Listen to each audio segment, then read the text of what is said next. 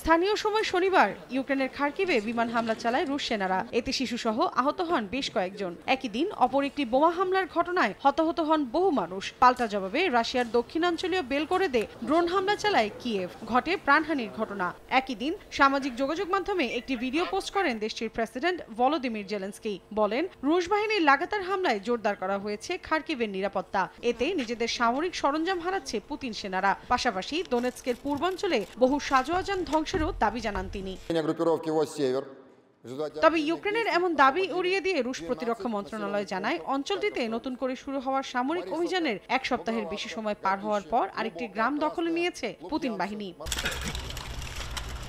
এদিকে ইউক্রেনের বিভিন্ন অঞ্চলে রুশ হামলা প্রতিহত করতে যুক্তরাষ্ট্রের প্রতিশ্রুতি দেওয়া গোলাবারুদের জন্য অধীর আগ্রহে অপেক্ষা করছেন ইউক্রেনীয় সেনারা। এক প্রতিবেদনে এ তথ্য জানায় ব্রিটিশ বার্তা সংস্থা রয়টার্স। বলা হয়, যুক্তরাষ্ট্রের আগের দেয়া M777 হাউইটজার দিয়ে একবারে 100টি গোলাবর্ষণ করা হতো, কিন্তু এখন সেটি 10টি গুলি করতেও হিমশিম খাচ্ছে।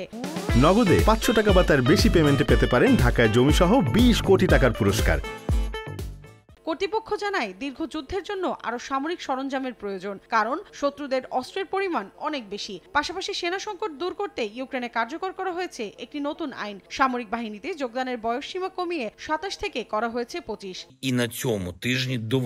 অন্যদিকে সুইজারল্যান্ডের আয়োজিত শান্তি সম্মেলনে যোগ দিতে চীনা প্রেসিডেন্ট শি জিনপিংকে আহ্বান জানিয়েছেন ভলোদিমির জেলেনস্কি। মূলত বেইজিংয়ে ভ্লাদিমির পুতিনকে আতিথেয়তার পর এ উদ্যোগ নেন ইউক্রেনীয় প্রেসিডেন্ট। আর আগামী মাসে আয়োজিত শান্তি আলোচনার সমালোচনা করে পুতিন বলেন, রাশিয়ার উপর শান্তিপূর্ণ মীমাংসার শর্ত প্রয়োগের চেষ্টা নিরর্থক হবে। মৌসুমীর সাথী, সময় সংবাদ।